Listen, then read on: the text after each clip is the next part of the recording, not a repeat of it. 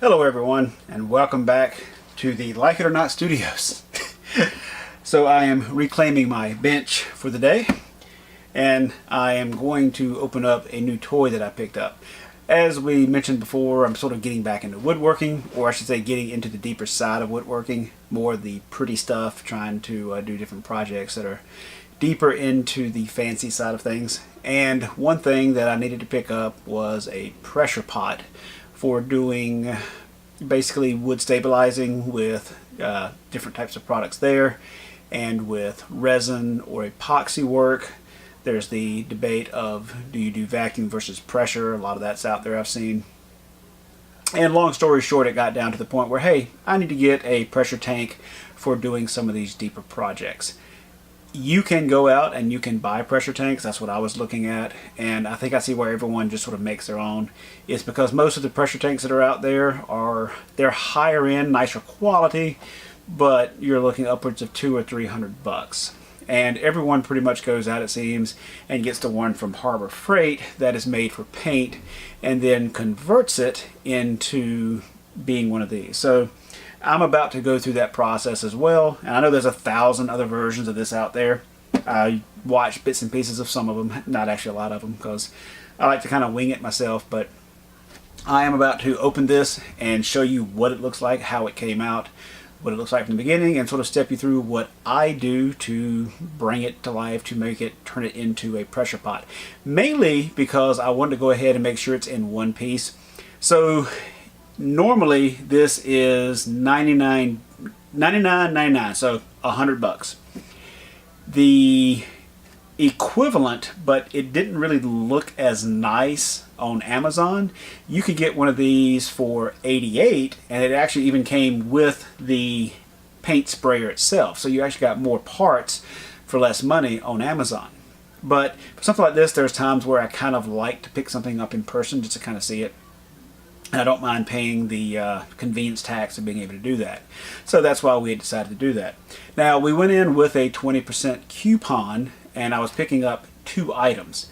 And the plan was to apply the 20% on this and then pay full price for the other item. When we were there, they had this one that, as you can see, is a little beat up. The box was beat up, and it just so happened the manager had to go in the back and find it anyway. He's like, hey, I'll take 20% off. Now, technically, I know that with that 20% coupon, I could have basically gotten 20% off a brand new one. But I decided to use a coupon on the other one and actually just go ahead and take this one. Basically get 20% off both. And yes, I know I could have gone through the line twice and done it that way. But both items were heavy. The wife really couldn't carry one, and faking it through the line 2 times, it just wasn't worth the hassle. We still wound up saving, I think I could have saved $4 more doing it the different way, and it just really wasn't worth the hassle. And so we decided to go ahead and just do this, and here we are. So without further ado, let's see what I got myself into. So we actually took a brief look at it at the store. It was initially completely boxed up, so everything was brand new, wrapped up. It wasn't a return or anything, but just the cardboard packaging took a beating, and the unit itself, basically something rolled around in a truck, or they drug it down the highway. We're not quite sure. A lot of drag marks on this one side, and those drag marks kind of went through to the corner of the unit in a couple of spots. Now, we looked it over. Nothing was actually looked dented or damaged, just kind of scuffed. Now, the way this thing works, these knobs tie down on top, they tear the paint up anyway. So I'm not really that worried about what condition the paint is in, and all of it looked like it was just paint damage. So let's see what we're up against. First thing of note, the latches up here are very tight. In fact, that one doesn't really even want to go down all the way. I may need to tap these out just to make them work a little bit better.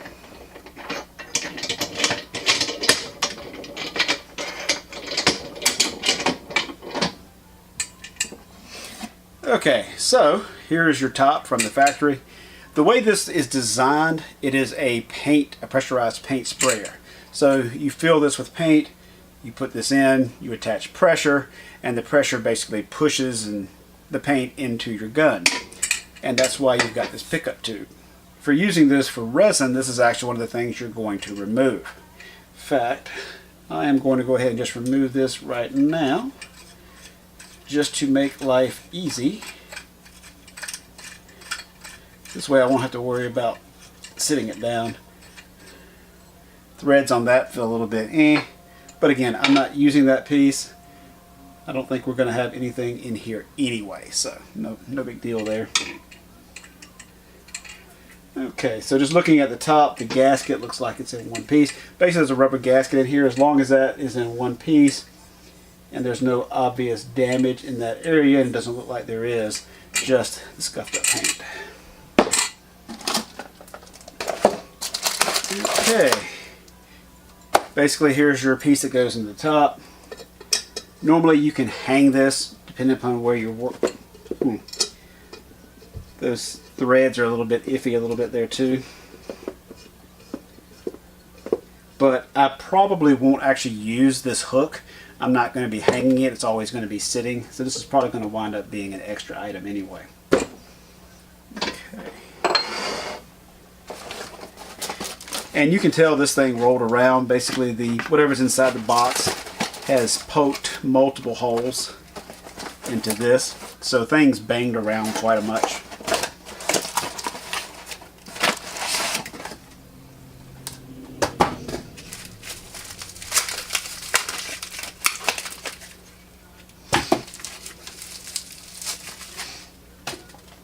Okay, so this is your pressure regulator if you're using it for this piece. Everything looks like it is in one piece, even with all the dings. Nothing looks broken. So if you're actually using this for painting, this basically attaches to here.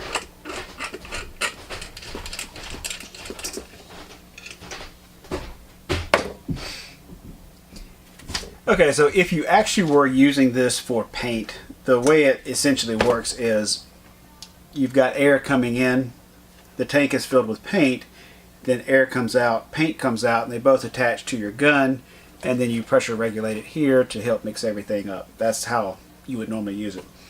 We are not going to be using it that way because we're going to be swapping it up a little bit to turn it into a pressure tank. So we're just going to be putting some valves and some connections on and removing a lot of this hardware. But I just kind of want to give you a quick idea of what it sort of looks like in those regards. There's also a pressure release valve. It's basic settings. One reason we weren't worried about the way it looked, the way the 4 valves attach, hold down your lid, it scratches the top up anyway. So having the scratches on the other side, I wasn't that worried about. This thing is some heavy duty iron. Since it has to be under pressure, it is a very thick steel and very heavy. So yeah. Okay, so the tank itself, everything looks okay. It is interesting that there is some pieces of metal floating around. I'm guessing that probably came from when they originally tapped these out themselves. The tank, the lid is basically a thick steel. The latches are aluminum, looks like cast aluminum, held on with a pin and a locking ring. Because it is a pressure tank, the bottom is curved down. That way it won't bow out. You can kind of see that here where it's bowed down. Very similar to a propane tank that you would see. And again, down here there's a little bit of a scuff in the paint, but nothing looks dented, nothing looks broken. All the seams are in one piece. Everything looks okay. The paint on this thing is definitely so-so. You probably can't see it in any of the pictures, but down the bottom you can see a lot of paint runs. There's just, yeah, it's ugly, but for what we're using this thing for, not a big deal. Okay, so I am going to go ahead and just tap these out real quick, just because I know they were tight anyway. So let's go ahead and do that.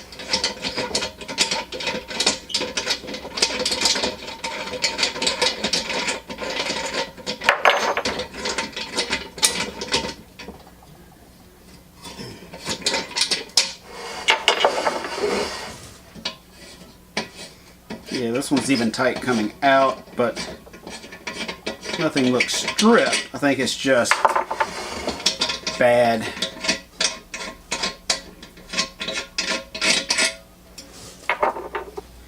Now, full disclosure, I actually did double check these earlier to make sure it was the right size. So in case you find yourself having to do this as well, this is a 10 by 1.5 tap set is what's required for these.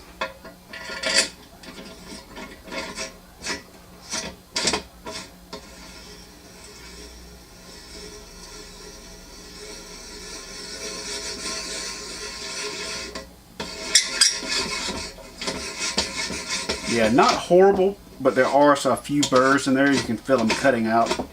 It may have even been left over aluminum pieces from when they initially did it, where they just didn't clean it out.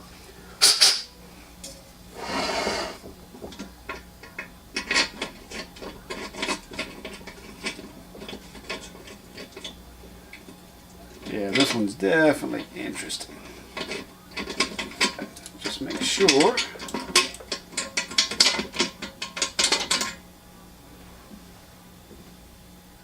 Yeah, it doesn't look broken or anything.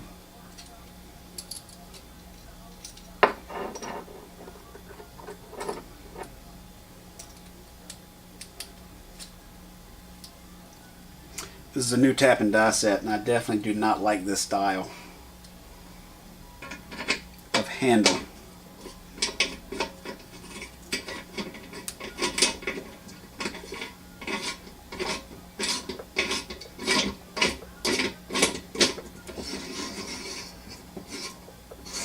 Oh yeah, that one's definitely cutting good.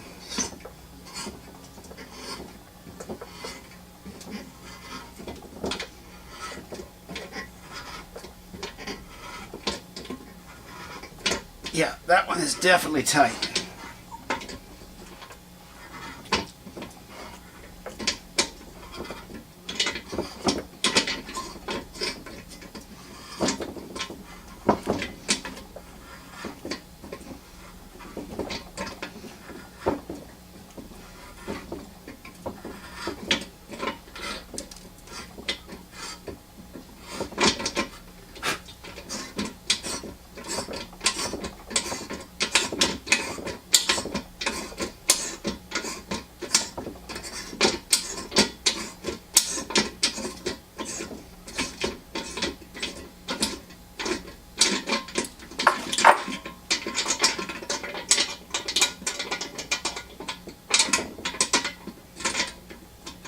Yeah, it's interesting. The threads start about halfway down, but the top is basically a little bit wider and no threads, but it actually clamps down and catches a little bit. So it's definitely interesting the way this thing is cast. It's okay, much better. In fact, I already did this one.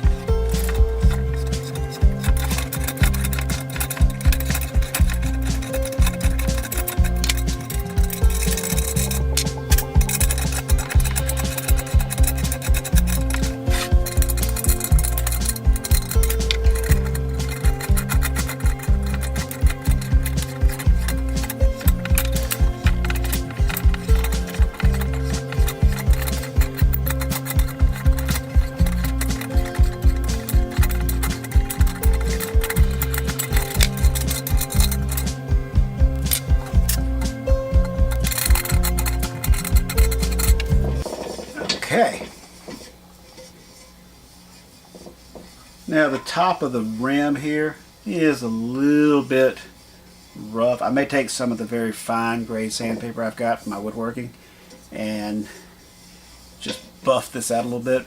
There's a few sharp corners where the cut metal is still on there. I need to file those off. And honestly, I mean, it's the typical thing you get out of China. So, I mean, it's not surprising that there's these little small pieces.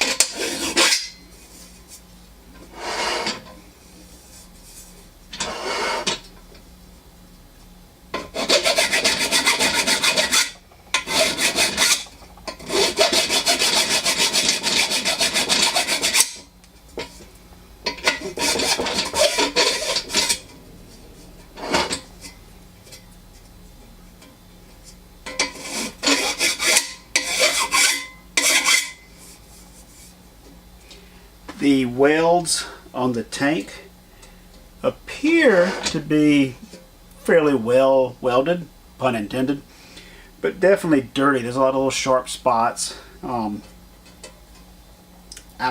that one's actually sharp. I think I'll sand that one down.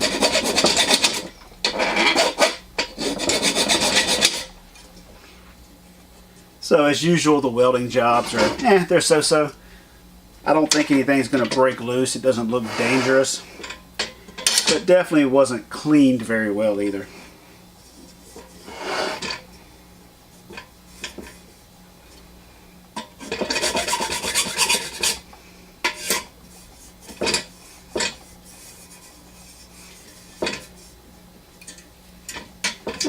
Okay. I think that's everything that is noticeably sharp has been removed.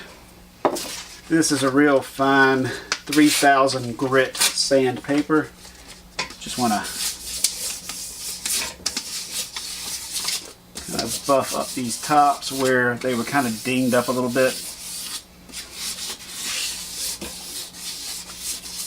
Just to make sure that the gasket, where the gasket's going to seat, is nice and flat.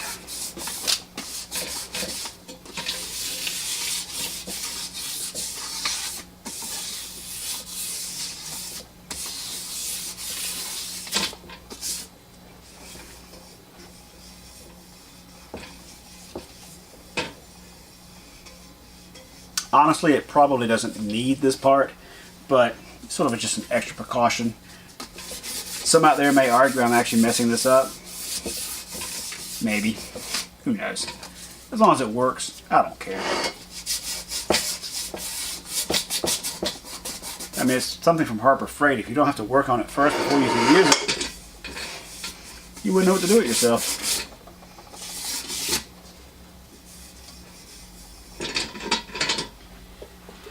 Okay.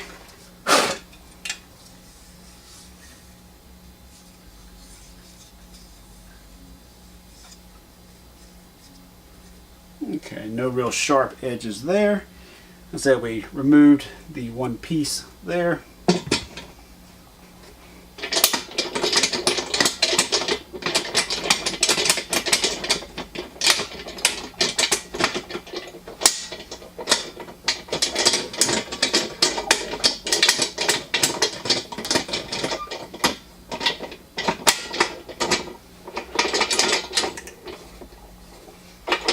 Okay, the latches feel much better.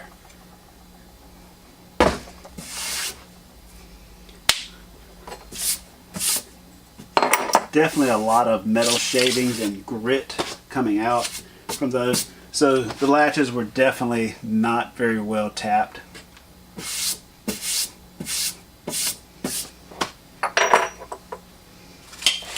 Just so we don't scratch the bench up anymore. Like I said, not going to be using this tube.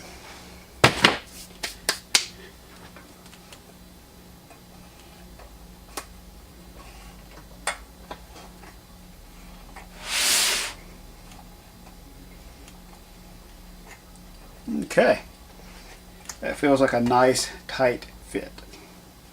So now, to make sure everything is okay, I need to pressure test it. And just so you know, since this was sort of dinged up, we got it as an open box, so it was 20% off without having to use any coupons, just because it was an open box. and when they do that, you only have 5 days to return it. So I need to make sure that it at least holds pressure before that 5 days is up in case I need to return it.